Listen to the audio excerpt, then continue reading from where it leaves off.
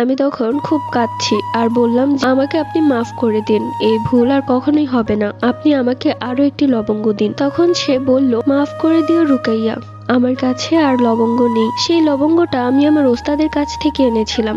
ওস্তাদ সেই লবঙ্গের মধ্যে অনেক কিছু পড়ে দিয়েছিল, যেটা আমি চাইলেও তোমাকে দিতে পারবো না। ভালো হয় তুমি এই গ্রাম থেকে কোথাও চলে যাও। এইগুলো আপনি কি বলছেন?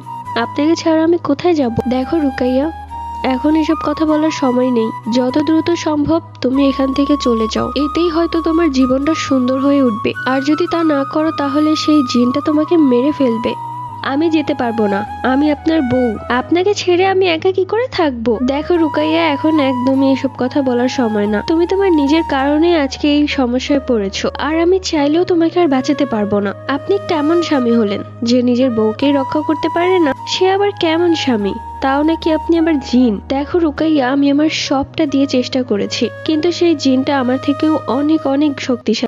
আপনি এক কাজ করুন, সেই জিনটাকে আমার কাছে পাঠান, আমি সেই জিনকেই বিয়ে করে ফেলি। এইসব তুমি কি বলছো রুকাইয়া? তাহলে কি বলবো? আমার স্বামী যে কিনা আর একটা জিনকে ভয় পায়, তাহলে আমি কি বলবো? দেখো রুকাইয়া, আমিও কিন্তু অনেক শক্তিশালী। তাই নাকি? তাহলে দেখান, আমিও দেখতে চাই আপনি কতটা শক্তিশালী। আর হ্যাঁ, একটা কথা শুনে রাখুন, আমি এখান থেকে কোথাও যাব না। কোথায় বা যাবো বলুন? এখানেই তো আমার সব। ঠিক আছে, তোমার কোথাও যেতে হবে না, কিন্তু তুমি আমার শক্তি দেখতে চেয়েছিলে তো। আমি সেই দুষ্ট জিনের সাথে লড়াই করব শুধুমাত্র তোমার জন্য। যদি হেরে যাই তাহলে তো ভাববে আমাকে ও মেরেই ফেলেছে, আর যদি জিতে যাই তাহলে আমার একটা শর্ত আছে। বলুন কি শর্ত? শর্তটা হচ্ছে, আমি তোমাকে বিয়ে করে জিন রাজ্যে নিয়ে যাব, সেখান থেকে তুমি আর এখানে আসতে পারবে না। ও এটা ঠিক আছে, এটা কোনো ব্যাপারই না। আপনি আগে ওকে হারিয়ে দেখান। ঠিক আছে, কাল রাত 12টার পরে তুমি তোমাদের বাড়ির পেছনের বাগানে চলে আসবে। সেখানেই সেই জিনের সাথে আমার লড়াই হবে। যদি হেরে যাই তাহলে তোমাকে হারাবো, আর যদি জিতে যাই তাহলে আমি তোমাকে জয় করব। ঠিক আছে, কিন্তু রুকাইয়া, আমি চাই না তোমার ক্ষতি হোক, তাই তুমি তোমার হাতে এই তাবিজটি রাখো। এইটা আবার কিসের তাবিজ? এটা হচ্ছে শরীর বন্ধের তাবিজ। এই তাবিজ তোমার কাছে থাকলে আমি যদি মারাও যাই, তারপরেও সেই শয়তান জিন তোমাকে কিছুই করতে পারবে না। আপনি বারবার মরে যাওয়ার কথা কেন বলেন কাপুরুষের মতো? কি আমি কাপুরুষ?